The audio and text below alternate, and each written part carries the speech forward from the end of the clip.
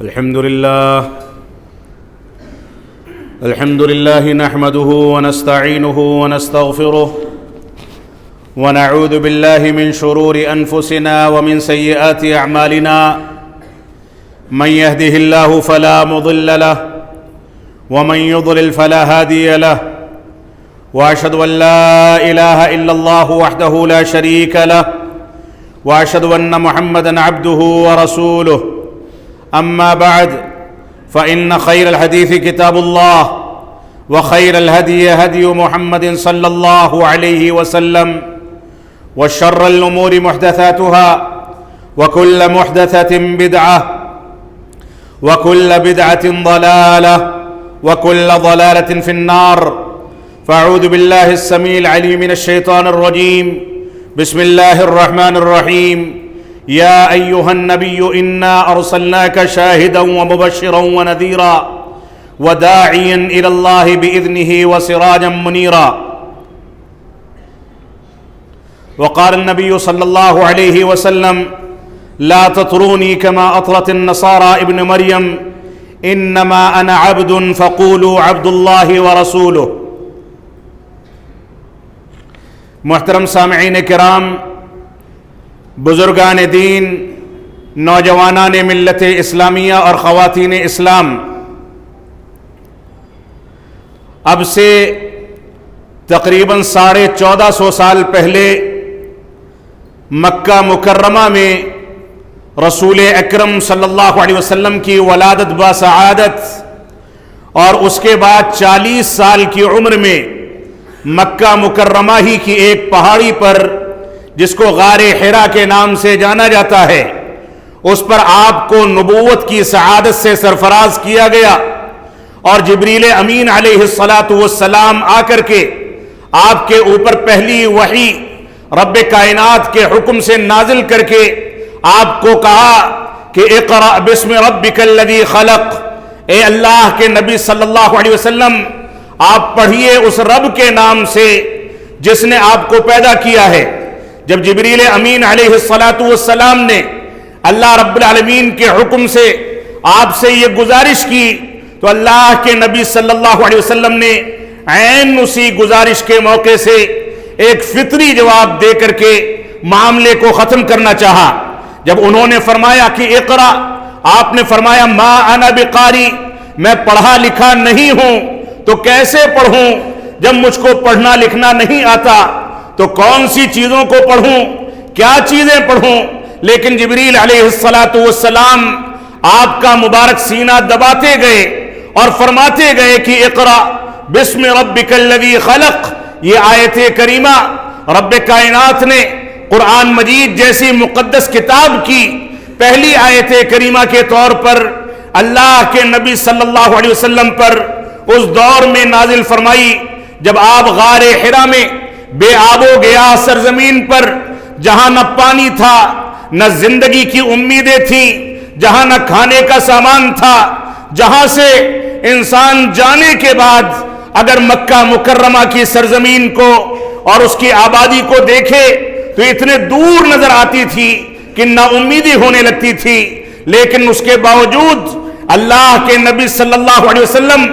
مولائے حقیقی کی تلاش میں وہاں جایا کرتے تھے، وقت گزارا کرتے تھے۔ جب پہلی وحی کا نزول ہوا، اقرأ بسم ربک الذی خلق کا حکم دیا گیا، تو اسی کے ساتھ آپ نے دین اسلام کے دوسرے مرجع و مصدر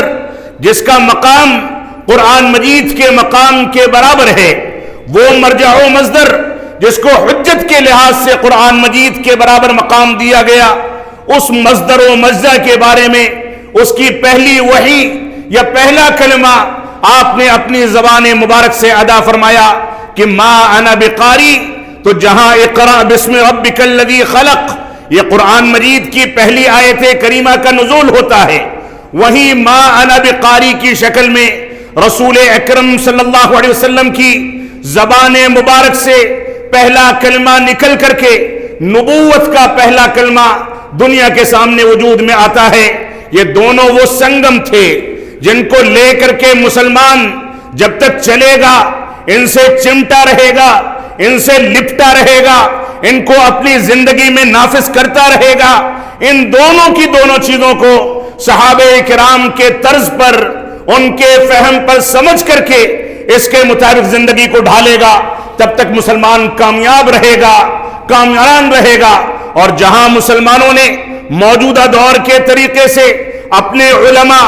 اپنے مفتیوں، اپنے واعظوں، اپنے خطیبوں، اپنے ائمہ اور اپنے فقہا کے اقوال کو حدیث رسول پر ترجیح دینی شروع کر دی، صحیح غلط کی تفریق کو چھوڑ دیا اور ہر چیز کو دین اسلام کا حصہ سمجھ لیا، وہیں سے مسلمان بدعات کا شکار ہو کر کے ناکام ہوتا چلا جائے گا۔ اللہ کے نبی صلی اللہ علیہ وسلم نے اسی وجہ سے فرمایا کہ قیامت کے دن جب آپ کے سامنے آپ کے امتی لائے جائیں گے، امتیوں کو سامنے پیش کیا جائے گا، کوثر کے مقام کا مبارک مقام ہوگا، آپ ان لوگوں کے اعضائے وضو چمک رہے ہوں گے، لیکن فرشتے ان کو روک دیں گے، دور ہی روک دیا جائے گا۔ اللہ کے نبی صلی اللہ علیہ وسلم ان کو پہچاننے کے بعد فرمائیں گے یہ تو میرے امتی ہیں، ان کو مجھ سے قریب آنے دیا جائے، تو فرشتے آپ کو اطلاع دیں گے، خبر کریں گے کہ اللہ کے نبی صلی اللہ علیہ وسلم آپ کو اس بات کا اندازہ اور اس بات کی خبر نہیں کہ ان لوگوں نے آپ کے بعد دین میں تبدیلی پیدا کر دی۔ اللہ کے نبی صلی اللہ علیہ وسلم فرمائیں گے سحقن سحقن لمن غیر بعدی، ان لوگوں کو مجھ سے دور کر دیا جائے جن لوگوں نے میری وفات کے بعد دین کے نام پر دین میں نئی باتیں ایجاد کر لی۔ یہی وہ بدعت ہے جس بدعت کو آج مسلمانوں نے بدعت سمجھنا، قبیح عمل سمجھنا چھوڑ دیا اور اس بدعت کو دین کے نام پر انجام دینے لگے، جس کے نتیجے میں مسلمان جدھر دیکھو ذلت و خواری کی زندگی گزارتا ہے، پسماندگی کی زندگی گزارتا ہے، اس کا کوئی پرسان حال نہیں۔ یہ بدعت جس کے بارے میں رسول اکرم صلی اللہ علیہ وسلم نے فرمایا تھا، جس کے بارے میں اللہ کے نبی صلی اللہ علیہ وسلم نے فرمایا تھا کہ جو میرے دین میں کوئی ایسا کام کرے جس کے اوپر میرا حکم موجود نہیں ہے فہو مردود، تو ایسا شخص اور اس کا کام یہ مردود ہے۔ اور امام مالک رحمت اللہ علیہ فرماتے ہیں کہ جس نے اللہ کے نبی صلی اللہ علیہ وسلم کی وفات کے بعد دین کے نام پر کوئی نئی چیز ایجاد کر لی، من ابتدع فی الاسلام بدعتا یراہا حسنتا فقد زعم ان الرسول صلی اللہ علیہ وسلم قد خان، جس نے دین اسلام میں دین اسلام کے نام پر، اسلام کے نام پر اللہ کے نبی صلی اللہ علیہ وسلم کی جانب نسبت کر کے کوئی نئی بات ایجاد کر لی، تو گویا اس نے یہ اتہام لگایا نعوذ باللہ کہ اللہ کے نبی صلی اللہ علیہ وسلم نے خیانت کی ہے، کیونکہ اللہ رب العالمین کا فرمان ہے اليوم اکملت لکم دینکم واتممت علیکم نعمتی ورضیت لکم الاسلام دینا، کہ آج میں نے تمہارے لیے تمہارے اسلام کو مکمل کر دیا، دین اسلام کی نعمت کی تکمیل کر دی اور تمہارے لیے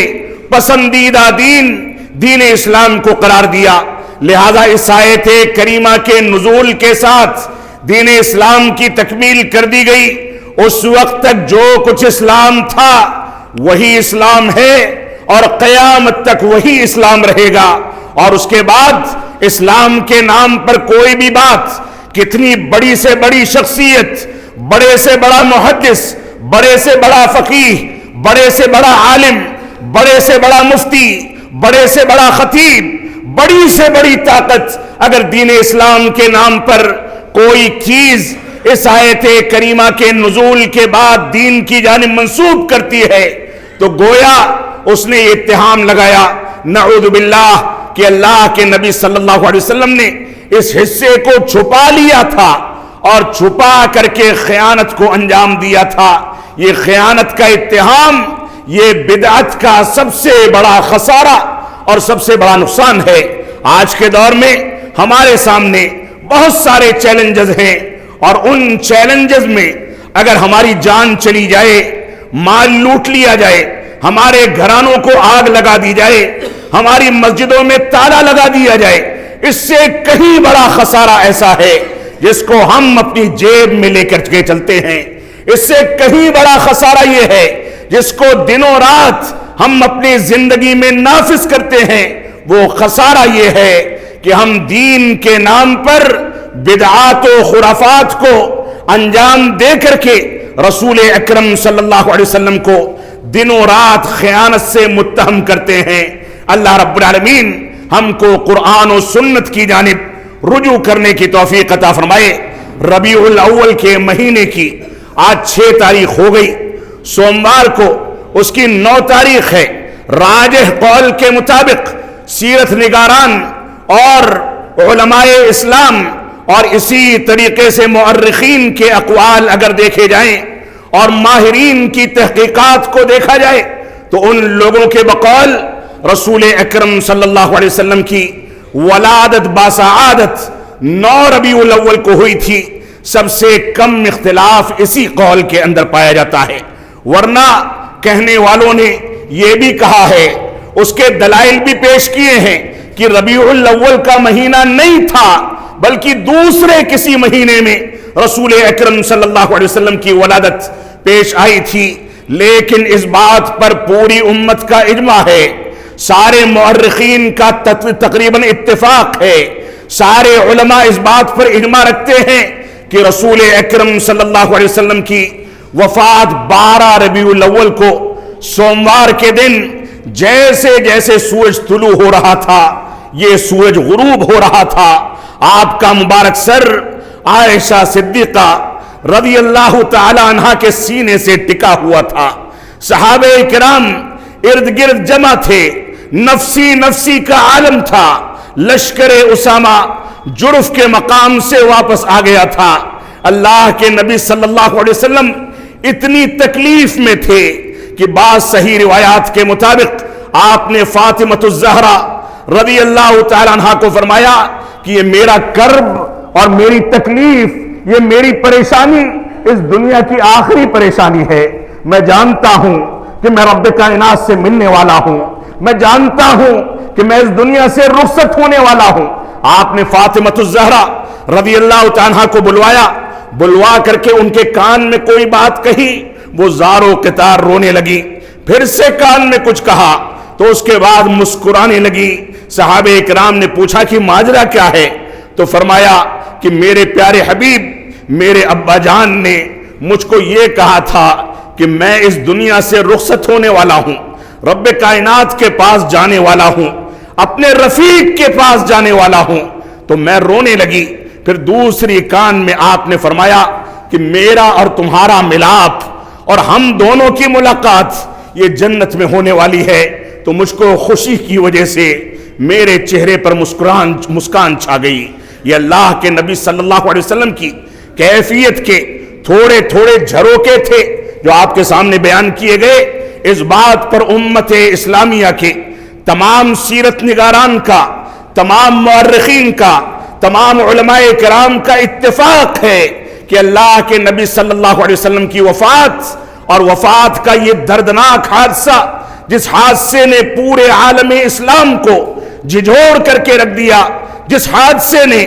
لوگوں کو مجبور کیا کہ وہ تلواریں لے کر کے نکلیں اور اس حقیقت کا انکار کر دیں، یہ حادثہ 12 ربیع الاول کو پیش آیا۔ اللہ کے نبی صلی اللہ علیہ وسلم کی وفات کے ساتھ سارے دشمنان اسلام کو نیست و نابود کرنے کے لیے چوکنا ہو گئے اور نشیط ہو گئے،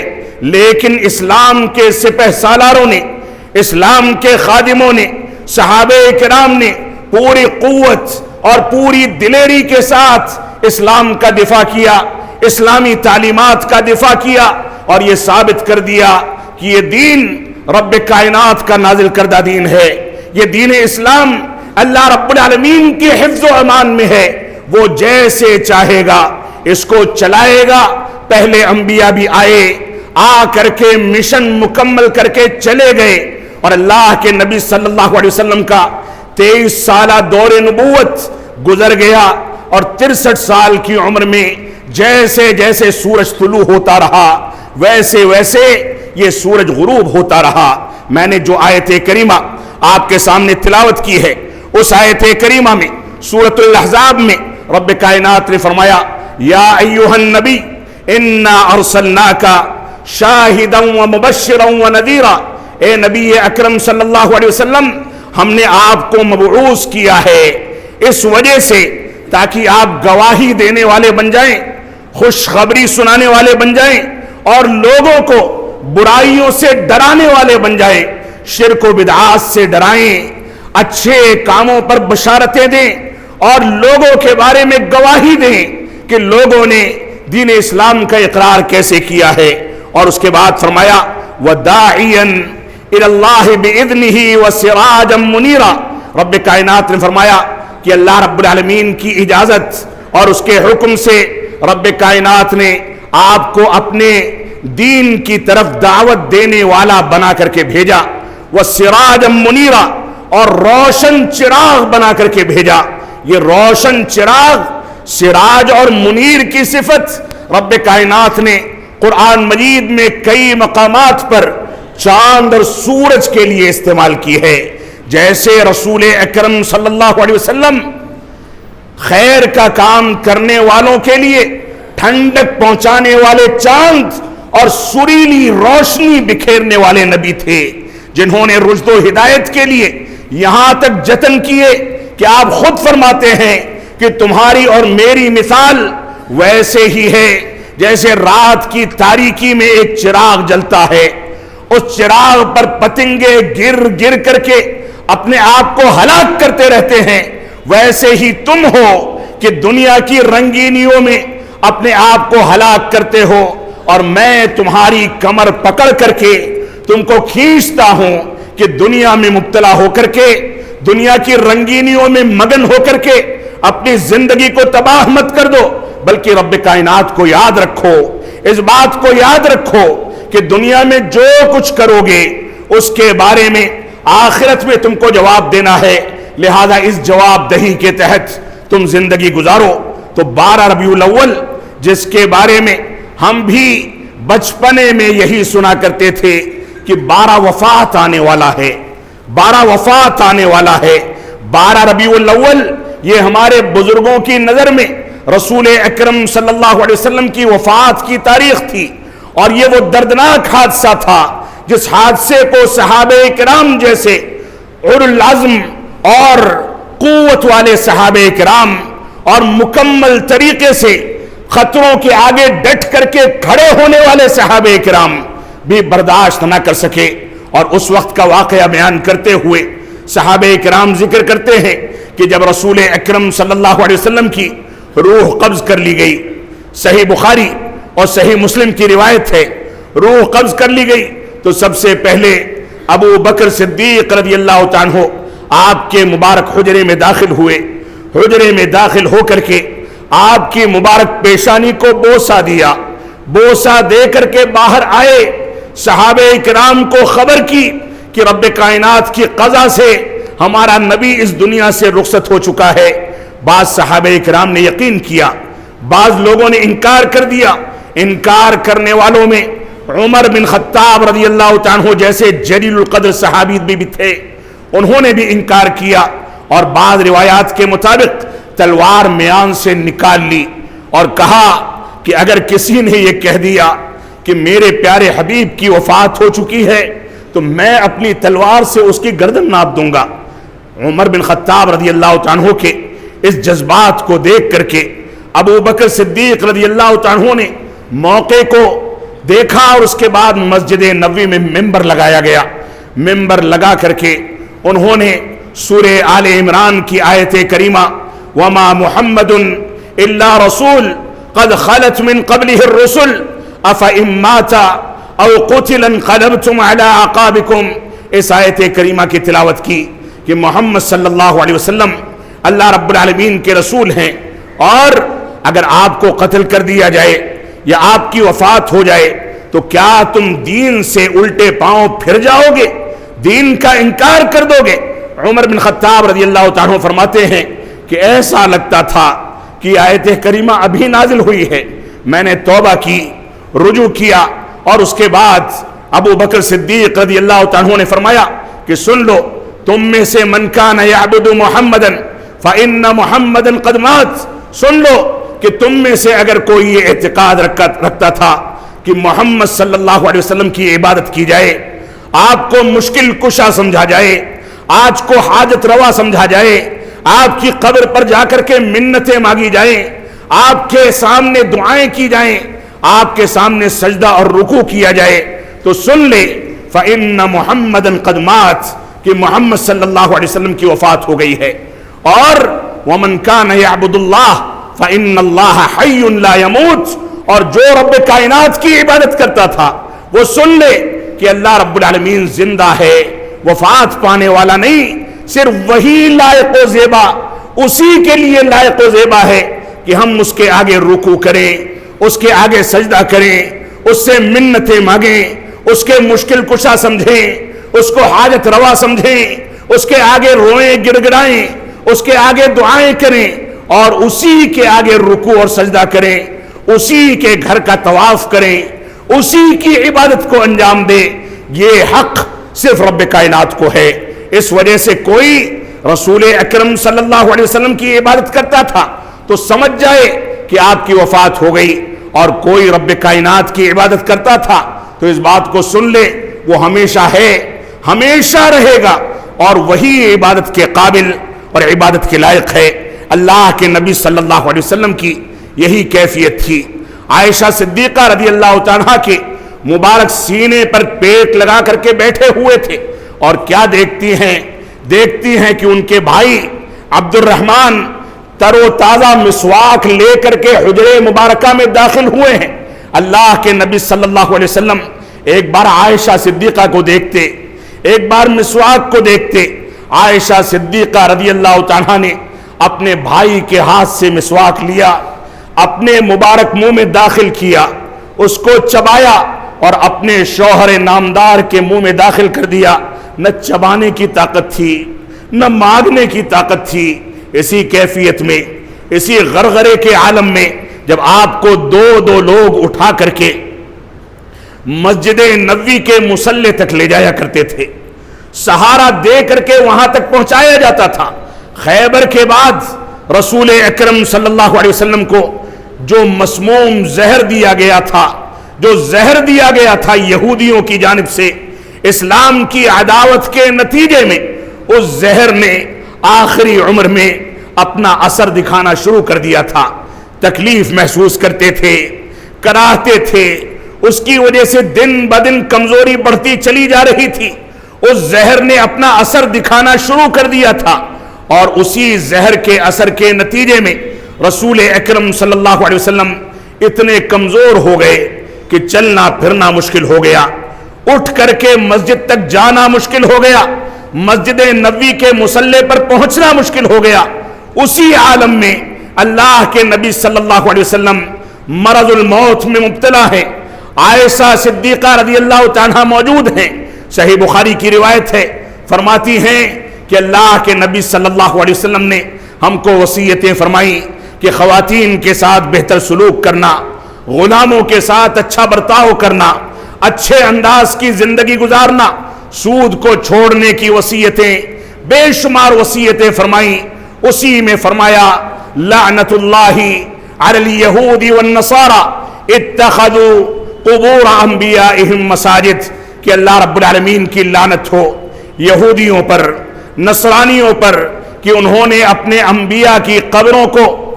سجدہ گاہ بنا لیا۔ رسول اکرم صلی اللہ علیہ وسلم نہ بولنے کی طاقت رکھتے ہیں، نہ مسواک کو چبانے کی طاقت رکھتے ہیں، نہ اٹھ کر کے بیٹھنے کی طاقت رکھتے ہیں۔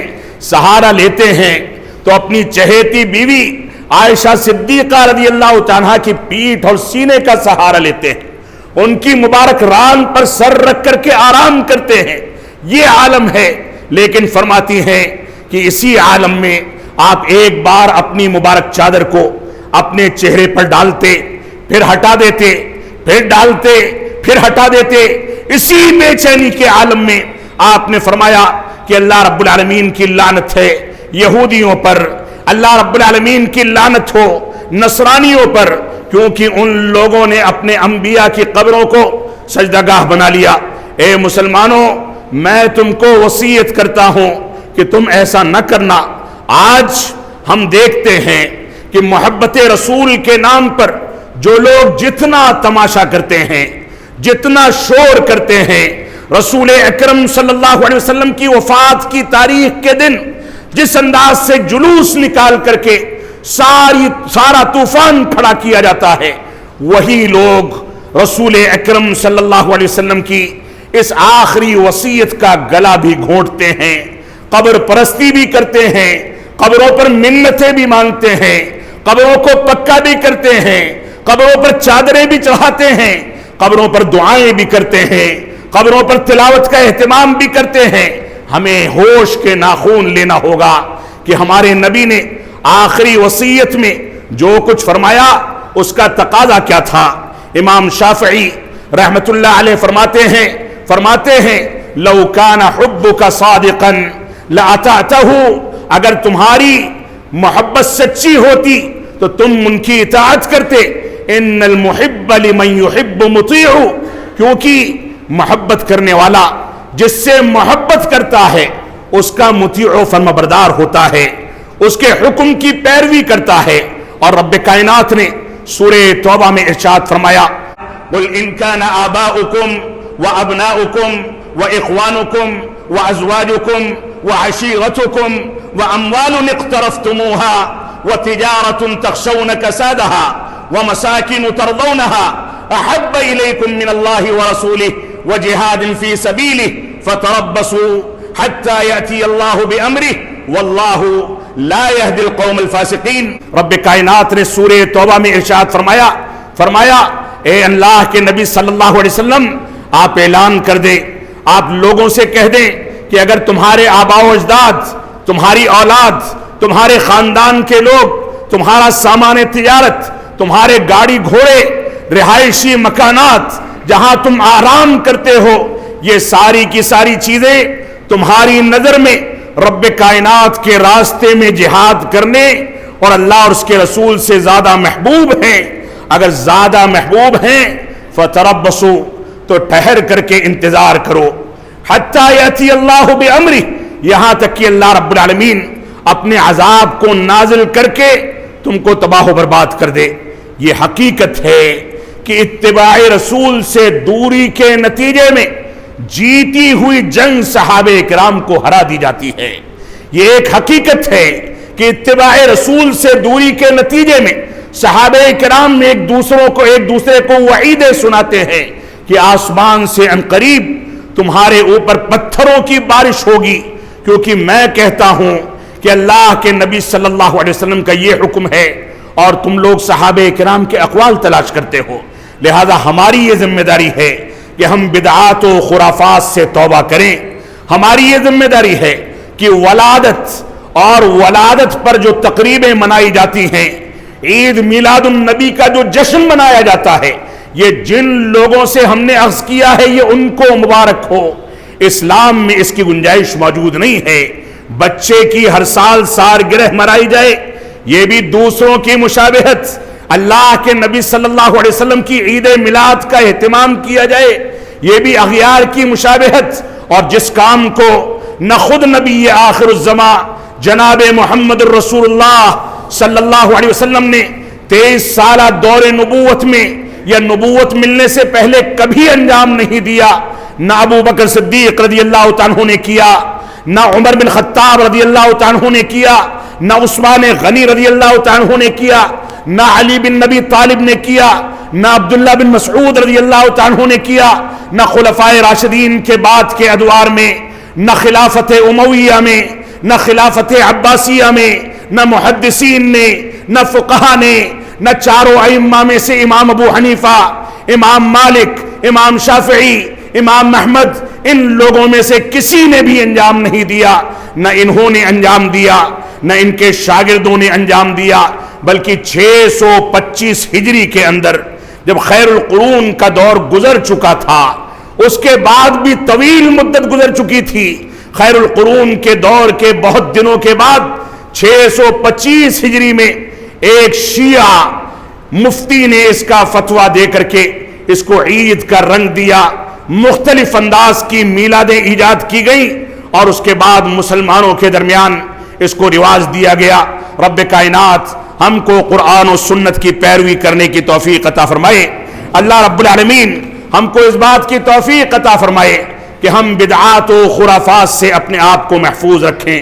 قرآن و سنت کے مطابق دین کو سمجھیں، اس کے مطابق زندگی گزاریں۔ ہم جب تک جئیں تب تک اسلام پر جئیں، جب ہمارا خاتمہ ہو تو ایمان پر ہو۔ بارک اللہ لنا ولکم فی القرآن المجید ونفعنی وإیاکم بالآیات والذکر الحمید، انہ تعالی جواد کریم ملک بر الرؤوف الرحیم۔